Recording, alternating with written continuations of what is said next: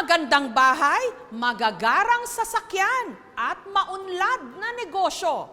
Lahat ng yan, katas ng paghihirap ng ating mga OFW.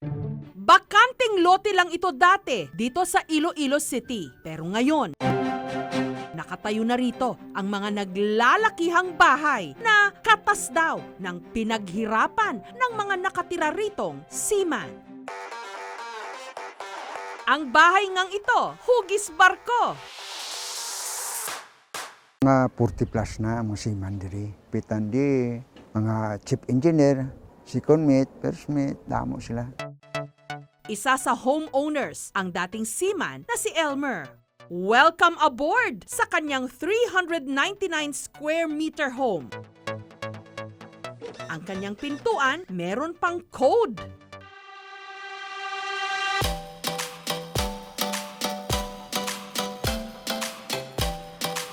Ang sofa, debuton at reclining. Agaw eksena rin ang aquarium na bar din pala. Una-una talaga napupunan dito itong aquarium na to kasi maganda yung design niya. Nili ko to dahil nahilig ako sa fish.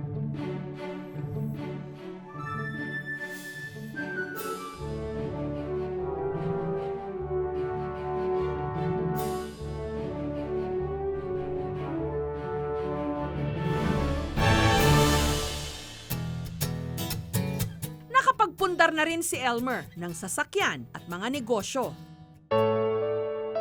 Laki sa hirap si Elmer dahil nga raw sa kahirapan, nagkawatak-watak silang magkakapatid.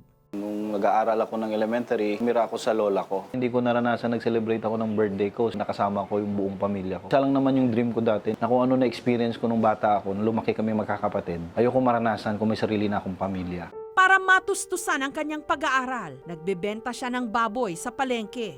Wala akong babaon, hindi ako makapag-aral. Wala akong pagkukunan ng pera na isustos ko sa allowance ko, sa bayad sa school. Pagka-graduate, agad siyang nagtrabaho bilang tigalinis ng barko. 19 years old ako. Nililinis ko yung barko, yung kusina, from 8 o'clock in the evening until 8 o'clock in the morning. Umiyak ako dahil doon ko naranasan na ganun pala kahirap magtrabaho. Kinalaunan, na-promote si Elmer bilang waiter. Laking bagay nung nalipat ako sa dining kasi nung sa kitchen ako, kumikita lang ako ng $500 to $600. Nung lumipat ako sa dining, assistant buffet steward, kumikita ka lang ng 1,200. Pero nung buffet steward ka na acting junior waiter, kumikita ka na ng 2,000 more or less. Sa loob lang ng ilang taon, nakapagpundar siya ng lupa at sasakyan. Napagtapos din ng pag-aaral ang kanyang kapatid. Yun nga lang, hindi sa lahat ng araw maganda ang panahon. May mga pagkakataong nasubok si Elmer. Nalulong siya sa bisyo. Every time na umuwi ako ng Pilipinas dati, I have a budget. Meron akong 200,000, pang gimmick lang yan sa barkada, kung saan-saan, inom. Pero tumino raw siya nung nakilala niya si Christine.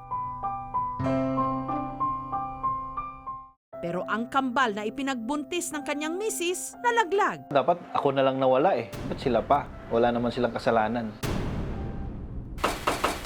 Kaya si Elmer nagdesisyong bumaba ng barko at ang naipon niya sa pagiging seaman, ipinampuhunan na lang sa negosyo ng kanyang misis na lechon manukan at babuyan. Ngayon, nagmamanage na sila ng 6 na branches sa Iloilo. Mananam kag saboroso. Basta may occasion kami, diri kami kakaon. Ang tigalinis at waiter sa barko noon, restaurant manager at co-owner na ngayon, meron na rin silang mga anak. Never I imagine na bibigyan ako ng Diyos na ganitong blessings. Prayers number 1 talaga. Kailangan mo talaga mag-pray every day and magpasalamat. Siguro ang ma-advise ko lang, pagdating sa trabaho, maging honest tayo, tsaka matyaga. At the end of the day, basta gawin mo lang yung tama, ibabalik din sa'yo yung tama.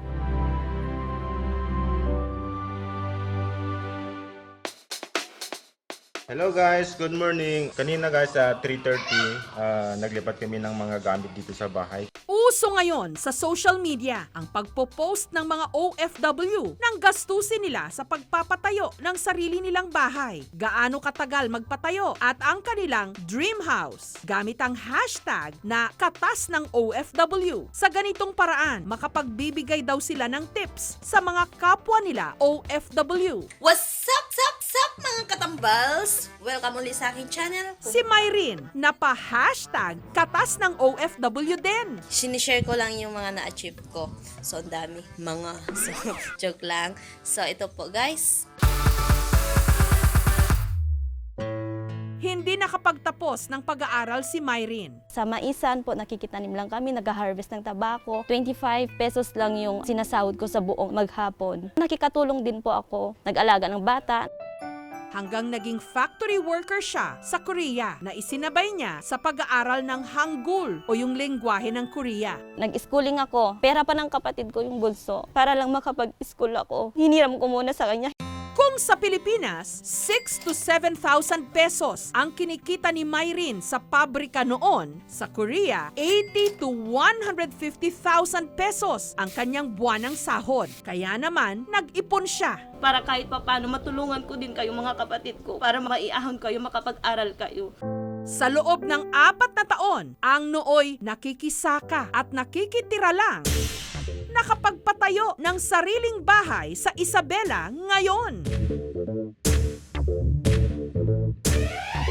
Ang lupang dati niyang sinasaka, Kita niyo yung mga to? Pananim namin to lahat. kanya na ngayon.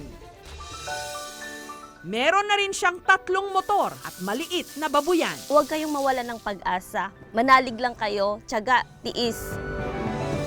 Una, maging matalino, huwag magpaloko. Ibig sabihin, huwag papatol sa illegal recruiter. Maglingkod ng tapat, ang ayon sa kontrata, at syempre kung meron mang nangyaring pang-aabuso, ano paman on-site, ay i-report kagad sa kinuukulan. Dito naman sa binansagang Little Italy ng Batangas, hile-hilera ang mga naipundar na bahay ng mga OFW mula sa Italy at sa iba pang bahagi ng Europe. Ang isa sa mga nakatira rito, ang domestic helper sa Italy na si Nita. Simple lang ang kanyang 2-story house. Pero may mga chandelier at paintings mula pa sa Italy. Meron ding bar kung saan ang mga alak galing din ng Italy. Yan ay ininom lang ng aking employer. Yan naman hiningi ko yung pinakabutit. Sayang na. Pero sa ngayon, ang laman niya lambanog. Hindi nakapagtapos ng pag-aaral si Nita at ang kanyang mister na si Elmar. Kaya para tustusan ang lumalaki nilang pamilya, nakipagsapalaran sila sa Italy bilang domestic helper at driver. Mahirap na mahirap talaga. Yung naman 10 buwan yung aking bunso. Sa unang-unang pagkakataon ni may iwanan mo nung hindi mo alam kung anong dadatnan mo sa iyong pupuntahan. Paano hindi ka aalis? Marami na ang utang. Iyak nang iyak ako doon. Doon kumitang mag-asawa ng hanggang 150,000 pesos kada buwan. Pero mukhang may naging kapalit ang lahat ng ito. Kalaunan kasi lumayo ang loob ng kanilang bunso. Pag nauwi kami, hindi nalapit. Masakit. Yung tatay nila naiyak nga. Pero lahat ng ito, tiniis ni Nita para mabigyan ng magandang buhay ang kanyang mga anak. Makalipas ang 2 dekada, nakapagpatayo sila ng bahay. Ang aming dating kusina ay maliit. Ang sahig ay lupa. Ang dingding ay kawayan. Sana isang araw makapagpagawa din kami ng bahay. Para hindi pag nabagyo ay naku, hindi namin alam kung saan kami pupunta. Hindi ko pa hiningi, ibinigay na. Napakabait talaga ng Diyos. Ang kanilang 5 anak, nakapagtapos na rin ang pag-aaral at nagtatrabaho na rin abroad. Sa araw na ito, may mga gustong bumati kay Nita. Inay, tatay, salamat ng marami sa mga sakripisyo ninyo sa amin, sa aming pamilya, sa pamilya ng aming mga kapatid. Inay, tatay, mahal na mahal po namin kayo. Nonno, nonna, venite presto. Ci mancate tanto. Un cuoricino. Kung mga anak ang babait. O iiyak ako eh. At sa sinasabi na ng mga anak, hindi matitimbangan ng pera ang kanilang pagmamahal sa amin. Sino ba naman ang ayaw kumita ng malaki? Lalo pa sa hirap ng buhay ngayon. Kaya marami ang nag-a-abroad. Marami sa kanila nagtatagumpay. Lahat ng bagay may kapalit. Kalimitan, kalungkutan. Kaya pag sinabing katas ng OFW, siguradong pinaghirapan.